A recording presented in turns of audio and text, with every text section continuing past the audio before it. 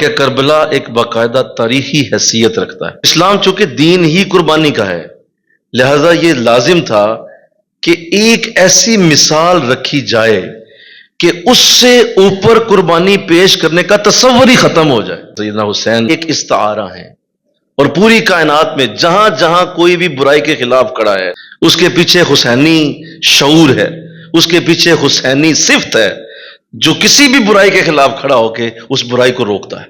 یزید برائی کا استعارہ ہے، جہاں کہیں برائی ہو رہی ہوگی اس کے پیچھے ایک ہی سوچ ہے اور وہ یزیدی سوچ ہے۔ سیدنا حسین کی مثال بننا ممکن نہیں ہے۔ اے سرزمین کربلا تو اس احسان کو نہ بھول، تڑپی ہے تجھ پہ لاش جگر گوشہ بطول، مظلوم کے لہو سے تیری پیاس بجھ گئی، سراب کر گیا تجھ کو رگے رسول ہے۔ سر کٹ کے چڑھ جائے نیزے کی نوک پر، پھر بھی یزیدیوں کی اطاعت نہ کر قبول۔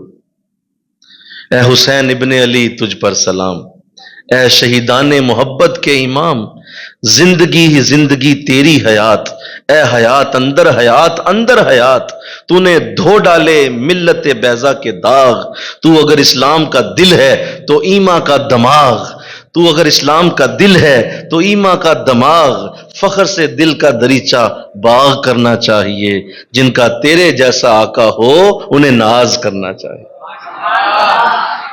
ہم برے سے ہی، ہم نکمے سے ہی، ہمارے آقا میں حسین جیسے لوگ، ہمارے بڑوں میں حسین جیسا نام ہے۔